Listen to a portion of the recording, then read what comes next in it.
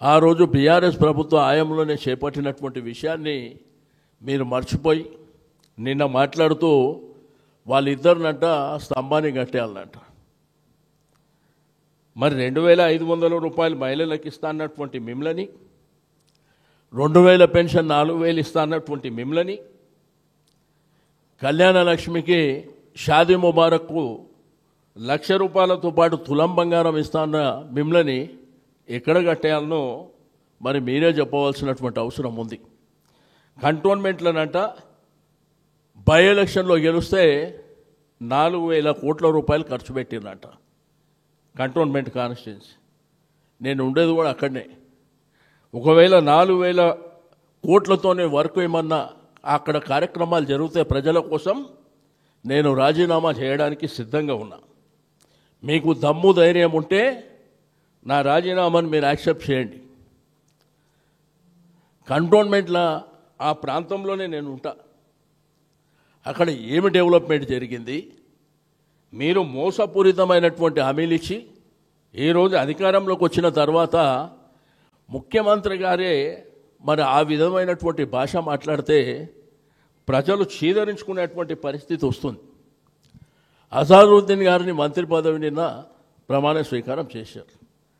మా BRS party demand 23 మాసాల నుంచి మైనారిటీలకు మంత్రి పదవి లేదు ఇవ్వాలని చెప్పే కదా మా డిమాండ్. ఆయనకి ఇస్తానంట, మాకు అసూయనంట. ఆయన భారత క్రికెటర్ అంట, ఆయన వస్తే మాకు అసూయ వస్తుందంట. మా డిమాండ్తోనే కదా మీరు ఇచ్చింది. రెండోది, నీకు అంత వాళ్ళ మీద ఈ జుబ్లీహిల్స్ ఓడిపోతున్నామనేటువంటి భయం లేకపోతే మరి అజారుద్దీన్కు మీరు కొత్తగా అప్పుడు మీ ప్రభుత్వం వచ్చినప్పుడు ఎందుకు ఇవ్వలే? మీకు అంత వాళ్ళ మీద మమకారం ఉండి మైనారిటీలను ఏదో చేయాలనేటువంటి సంకల్పం ఉంటే ఆ రోజు ఎందుకు చేయలే?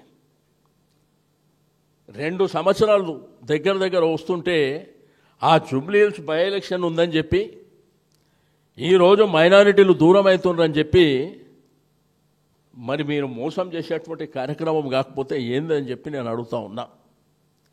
ఈరోజు హైదరాబాద్ సిటీలో ప్రతి నియోజకవర్గంలో డబుల్ బెడ్రూమ్ ఇల్లు మేము కట్టినాం. మీరు కట్టినరా చూపిస్తారా? రెండోది, హాస్పిటల్స్ కూడా టీమ్స్ హాస్పిటల్స్ నీకు ఇక్కడ ఎర్రగడ్డ కానివ్వండి, సనత్ నగర్ చెస్ట్ హాస్పిటల్, అల్వాల్ ప్రాంతం కానివ్వండి, ఎల్బీ నగర్ ప్రాంతం కానివ్వండి, మీరు పోయి ఫోటోలు దిగుతుర్రే, అవి మేము శాంక్షన్ చేసి మేము ఆల్రెడీ కన్స్ట్రక్షన్ జరుగుతున్నటువంటి సందర్భంలో కదా మీరు వచ్చింది. ఏం అభివృద్ధి కార్యక్రమాలు హైదరాబాద్ సిటీలో చేసినరో ఎక్కడైనా చర్చ పెడితే మేము సిద్ధంగా ఉన్నాం. మీరు 23 మాసాలలో ఏం చేశారు, మేము గతంలో ఏం చేసినాం, ఏడ చర్చకు పెట్టినా కానీ రెడీ ఉన్నాం.